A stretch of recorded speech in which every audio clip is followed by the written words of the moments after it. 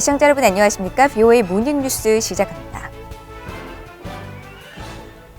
북한이 연일 식량난을 호소하고 있는 가운데 미국 국무부는 북한의 식량난은 재원을 빼돌리고 외부 지원을 거부한 정권의 책임이 있다고 지적했습니다. 또 인도주의 사업을 방해한 것은 북한 당국이며 이는 인권 차원의 문제라고 비판했습니다. 첫 소식 조상진 기자가 보도합니다. 미국 국무부가 연일 식량 위기를 외치는 북한의 폐쇄적 국정 운영과 자원 배분의 실패 책임을 거듭 상기시켰습니다. 최근 잇따른 북한 조선중앙TV와 노동신문 등 북한 매체들의 식량난 극복을 위한 농업 생산 목표 달성 촉구와 김정은 국무위원장의 지난달 노동당 전원회의 당시 식량난 인정 등과 관련한 VOA의 질문에 국무부 관계자는 관련 보도를 알고 있다면서 북한의 인권 상황에 대해 지속적으로 우려하고 있다고 밝혔습니다. 이어 수년째 중단된 미국의 대북 식량 지원을 재개할 계획이 있느냐는 질문에는 북한은 계속 자국민을 착취하고 재원을 북한 주민들로부터 불법적인 핵무기와 탄도미사일 프로그램 증강 쪽으로 빼돌리고 있다고 지적해 민생을 돌보지 않는 북한 정권의 실정을 비판하며 부정적 입장을 시사했습니다. 미국 정부는 그동안 북한 주민의 빈곤은 모두 무기 개발을 위해 자국민을 희생시킨 김정은 위원장의 실패한 정책 때문이라고 비판하면서 북한의 인도주의 위기는 정권이 자초한 것이라는 입장을 분명히 밝혀왔습니다. 국무부 대변인실 관계자는 또 북한의 식량난을 어떻게 평가하느냐는 VOA의 질문에 북한은 국경을 봉쇄하고 국제적 구호 제한을 거부함으로써 원조 전달에 심각한 장벽을 만들었다고 지적했습니다. 그러면서 북한 당국이 동시에 현행 인도주의적 사업을 이행하고 감시를 담당하는 인력도 제한하고 있다고 비판했습니다. 국무부 관계자는 앞서 지난 4월 27일에도 VOA에 북한 정권이 재원을 빼돌리고 외부 지원을 불합리하게 막아 취약계층의 고통이 가중되고 있다고 비판했으며 지난달 9일에는 북한 정권에는 반대하더라도 북한인들의 고통을 덜어주기 위해 최선을 다해야 한다면서 김정은 정권과 북한 주민을 분리해 접근하겠다는 바이든 행정부의 대북 정책을 재확인했습니다. VOA 뉴스 조상진입니다.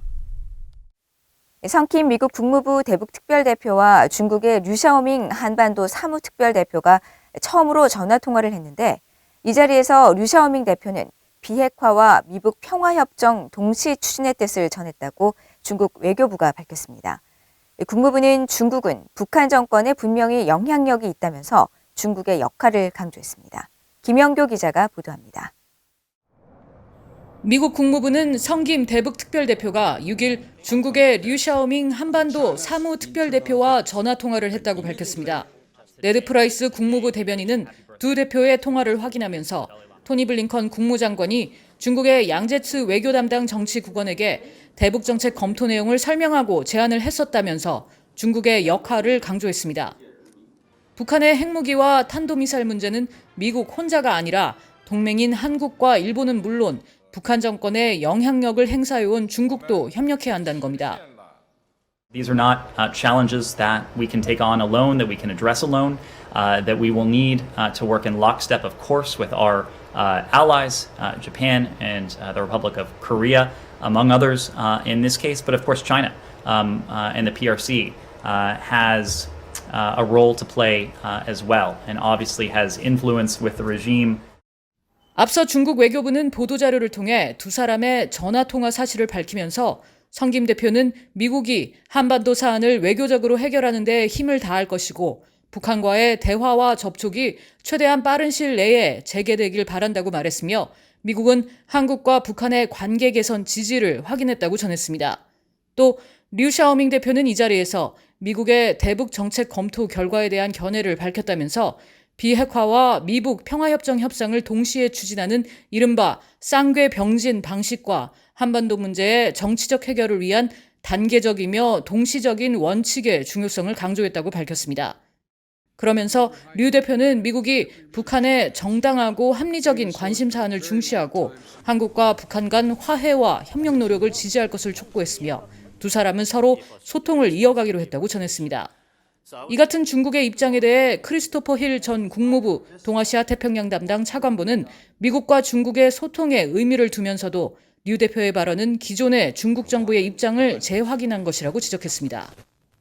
Oh, I don't think this is a new statement, the restatement of many Chinese things the Chinese have said many times. So, but I'm glad they're talking, and I think that's encouraging that they're trying to exchange views on North Korea. 조셉 디트라니 전 육자회담 차석 대표는 북한 문제를 다루는 미국과 중국의 최고위급 외교관이 첫 전화 통화를 하는 자리에서 중국은 미국에게 과거처럼 대북 유인책을 요구한 것으로 분석했습니다. I think the U.S. has been proactive in reaching out to North Korea, saying we want to sit down and talk to you. Sung Kim said that in Seoul. I'll meet you anytime, anywhere. But I think this is what China, now with the Liu Xiaoming statement of the phone call, is saying, yeah, but you need to do more. The United States, you need to do even more to get North Korea to the table. 디트라니 전 차석 대표는 이어 미국과 중국은 서로 의견이 일치하지 않을 것이라면서 중국 외교부의 발표 내용을 보면 북한 문제를 바라보는 미국과 중국의 시각차가 여전하다는 것을 알 수 있다고 말했습니다. VOA 뉴스 김현경입니다. 미국 의회와 한국 국회의 유대 강화를 목적으로 한 초당적 미얀 의원연맹이 재출범하고 한국계 영킴 공화당 하원 의원과 앤디킴 민주당 하원 의원이 공동 의장을 맡았습니다. 영킴 의원은 6일 보도자료를 통해 초당적 미얀 의원연맹 재출범을 발표하고 한국은 미국의 매우 중요한 동맹이자 북한의 위협에 공동 대응하기 위해 반드시 필요한 파트너 국가라면서 양국 의회 간 교류 부활을 통해 활발한 현안 대화를 촉진하고 우선순위를 공유하게 된 것을 기쁘게 생각한다고 밝혔습니다. 영킴 의원은 7일 미국 의회 내 한국 연구모임 대표단으로 아미베라 민주당 의원 등과 함께 한국을 방문해 서욱 한국 국방부 장관과 최종건 외교부 1차관과 잇따라 회담하고 한반도 문제와 미한동맹 현안을 논의했습니다. 한국 국방부는 이날 보도자료를 통해 미국 의회 대표단이 서 장관을 만나 미한동맹이 사이버 안보와 백신 공급망 구축 등 협력 범위를 확대할 필요가 있다고 밝혔다고 전했고 한국 외교부는 대표단이 최종건 외교부 1차관과의 회담에서 한반도 평화 프로세스 진전 방안 등 한반도 문제에 관해 의견을 교환했다고 밝혔습니다. 미국 국방부는 타이완 문제와 관련해 현상 변경을 바라지 않는다면서도 방어 역량 개선에 초점을 맞추고 있다고 밝혔습니다. 미국의 전문가들은 타이완과 한반도 문제는 밀접하게 연계된 사안이라면서 한반도 안보 태세에도 영향을 미칠 것이라고 지적했습니다. 김동현 기자의 보도입니다. 존 커비 미 국방부 대변인은 6일 정례 기자회견에서 중국의 타이완 무력 침공 시 집단 자위권을 발동할 수 있다는 아소다로 일본 부총리의 최근 발언에 대한 입장을 묻는 질문을 받았습니다. 커비 대변인은 중국의 타이완 무력 침공 등 가정적 상황에 대해 답변하지 않겠다면서도 미국은 일본과의 상호 방위 조약 노력에 대해 매우 진지하게 임하고 있으며 영내 문제와 관련해 한국, 일본, 호주 등과의 통합된 억제력을 추구하고 있다고 강조했습니다. 그러면서 중국의 입장을 존중하지만 타이완이 자체적인 방어 역량을 구축할 수 있도록 돕는 데 초점을 맞추고 있다고 말했습니다. We want to, again, adhere to the one China policy, and we don't want any unilateral changes in the situation with respect to Taiwan. Again, our commitment is to making sure that Taiwan can continue to defend itself.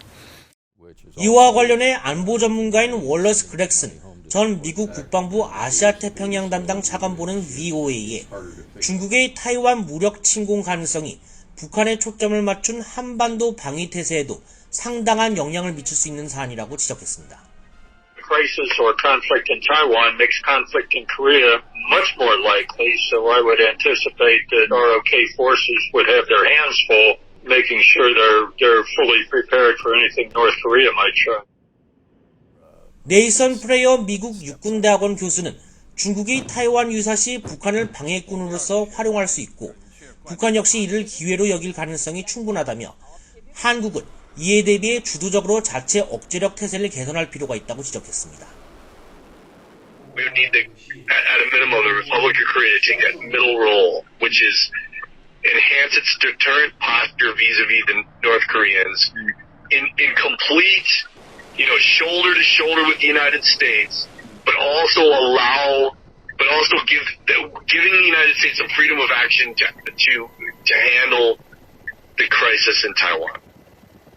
브루스 베넷 랜드 연구소 선임 연구원은 앞서 미국 하원에서 주한미군 규모를 2만 2천 명 미만으로 감축하지 못하도록 제한하는 법안이 발의된 건 순환 배치 병력 등 6천여 명을 제외한 수치라면서 이 같은 움직임은 타이완 등 다른 지역으로 신축적 투입이 가능할 수 있도록 하는 것이라고 분석했습니다.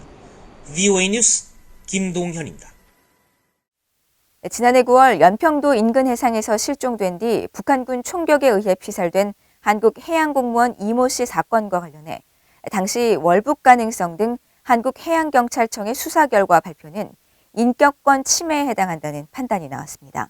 한국국가인권위원회는 7일 보도자료를 통해 진정인의 진정에 따른 조사 결과 한국해양경찰청이 중간 수사 결과를 발표하면서 이 씨의 도박 빚을 실제보다 2배 이상 부풀려 발표하고 정신적 공황 상태에서 잦은 월북했다고 발표한 것도 여러 전문가 가운데 한 명의 의견에 불과했다면서 이는 헌법에서 보장하는 피해자의 인격권과 사생활 비밀의 자유를 침해한 것이라고 지적했습니다.